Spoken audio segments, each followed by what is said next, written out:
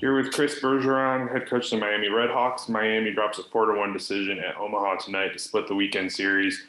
Coach, we talked yesterday, you wanting to build on a positive result and a big-time win Friday. What did you see even in that first period, and kind of you were wanting to see how your team was going to respond? Well, we didn't respond as well as they did. Their first 5 minutes it could have been 2-0 in the first 5 minutes. They came out. We tried to warn our group to be ready, and we weren't. They showed that they were angry for what happened last night. We looked like we were surprised. Then we kind of settle in, and we have a power play at 0-0, and that was probably the story of our night. Really disappointed in the second period, Tim. I was fine with the first, and then I was okay with the third. But the second was really poor. The second, there was no fight in our group. It would have been way worse if it wasn't for our goaltender. Overall, not sharp. Too many men on the ice penalties. 1 10-minute misconduct for running our mouth. Just not the type of response to last night that I was hoping for. You mentioned the penalties, Omaha with a couple of power play goals, and obviously that they're effective on the power play, but even just very quick, 7 seconds in, 17 seconds in, What makes them so hard to defend? Sorry. Well, the first two, what makes them hard to defend is their players. They've got really good players. Let's not fool around and say it's the system, it's this, it's that. They're really good players.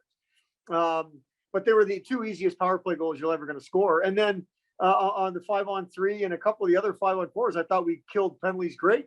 But ultimately we'll end up,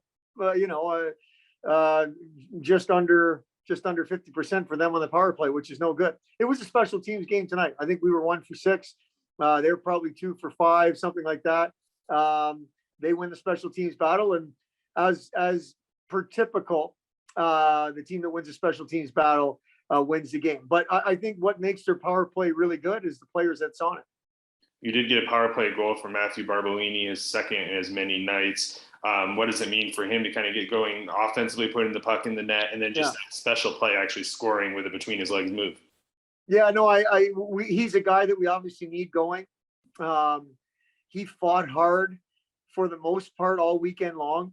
When he's fighting and scratching and competing and playing that hard game, he's really effective. He's more than just a skill player. He's a power forward type of player, meaning he's got skill, but he can use his size, use his competitiveness to his advantage. And I thought for the most part this weekend he did that, and he was feeling under the weather. I know today for sure.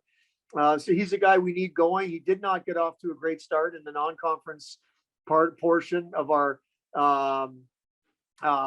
season, but I really like the way he's been the last 10 days or so, as far as his competition level and his overall play. Nothing easy in NCHC play. North Dakota next. You get to come home and have a 2-game series at home. I know you've been wanting to manufacture more offensive chances, outshot tonight. What can you do this week with the group kind of working to try and be able to get some more shots and just opportunities around the net?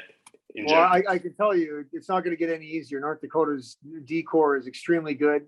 It looks like they shut down a really strong offensive Denver team this weekend. Nothing is going to change, Tim, as far as our approach. We need to be harder on pucks. We need to be more competitive in the offensive zone. We cannot turn pucks over. And we nobody harps on it more than us. And it continues to be our Achilles heel. But we're not going to stop.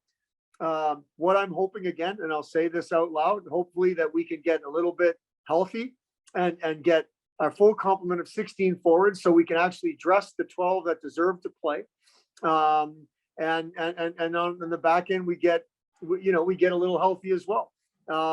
Because that has to happen. That has to happen for us to be the best version of ourselves, is make people earn the lineup and not just expect it. Because what's going to get them to earn it is that competition, is being hard on pucks, is that hunger that I don't think we had enough this weekend. Back in action Friday at home, North Dakota coming to town. Coach, thank you for your time. Thanks for having me. Really appreciate it. Take care.